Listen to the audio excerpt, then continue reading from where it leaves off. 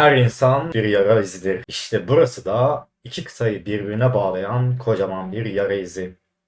Tanrıların açtığı, insanların tam olarak hiçbir zaman hakim olamadığı o geçit. Oysa burayı defalarca kez geçtiniz. Hadi gelin bu yarayı birlikte anlayıp iyileştirelim.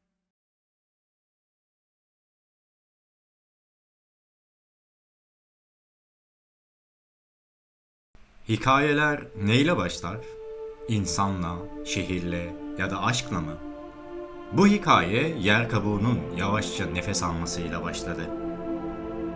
Antik Yunan'da insanlar buraya Bosporus dedi. İnek geçidi ya da öküz geçidi.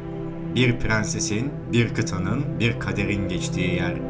Mitoloji burada şunu yapıyor. Anlam veremediği geçişi hikayeye dönüştürüyor. Hikayenin özeti şu.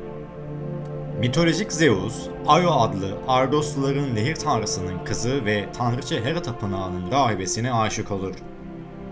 Zeus'un ortalardan kaybolduğunu anlayan ve bir şeylerin ters gittiğini düşünen Hera, kocasını rahibesi Io ile yakalar.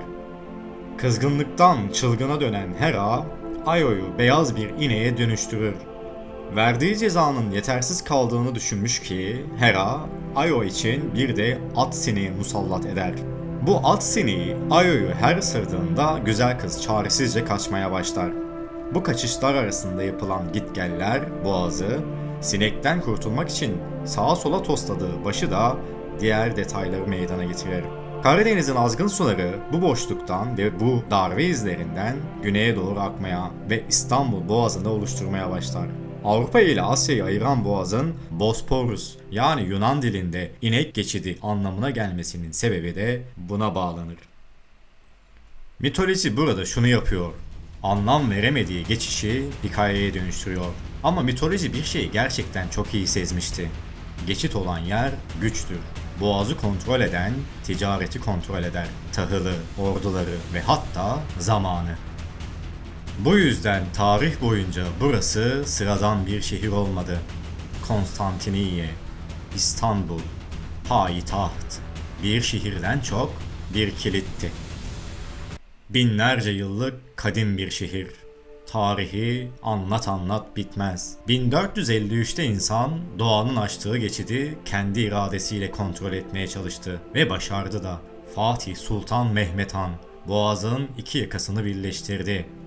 Yani boğazlar bir plan değildi. Bir tercih hiç değildi. Onlar doğanın yan ürünleriydi. Ve insan sadece onun etrafında dönüyordu. Binlerce yıllık kadim geçmişi ve milyonlarca yıllık jeolojik süreci anlatmak belki 5 dakikaya sığmaz ama gelin efsanelerin arkasında yatan coğrafi sürece birlikte bakalım. İnsanlık tarihinden milyonlarca yıl önce dünya devasa bir okyanusla kaplıydı. Tetis. Bugün üzerinde yürüdüğümüz İstanbul sokakları bir zamanlar derin denizlerin tabanıydı. Peki bu devasa su kütlesi nasıl oldu da çekildi ve yerini kıtaları birbirinden ayıran o eşsiz boğaza bıraktı? Hikaye insanın varlığından çok önce devasa bir levha hareketinin yani epirojenizin pençesinde başladı. Afrika ve Arap levhalarının baskısıyla Anadolu levhası bir bütün olarak yükselmeye başlar. Tetis denizi çekilirken geride bugünkü Karadeniz, Marmara ve Hazar'ın atası olan iç denizler kalır. Akarsular bu yükselen karayı aşındırarak derin vadiler kazar.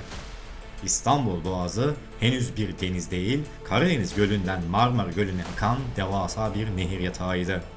Buzul çağlarının sonuna gelindiğinde eriyen buzullar dünya deniz seviyesini yükseltti ve Ege Denizi'nin suları Çanakkale'yi, ardından Marmara'yı ve en sonunda bu eski nehir vadisini istila ederek Karadeniz ile birleşti.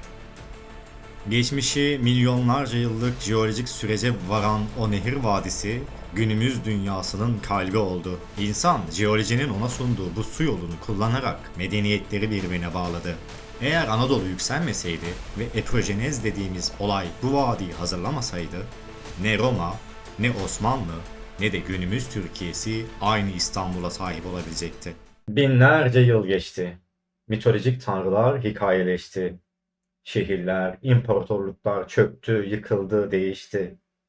Ama bir şey hala burada. Boğaz. Çünkü insanoğlu zanneder ki güç bende. Fakat anlıyoruz ki doğa bunun önünde koca bir engel. Asıl güç doğada.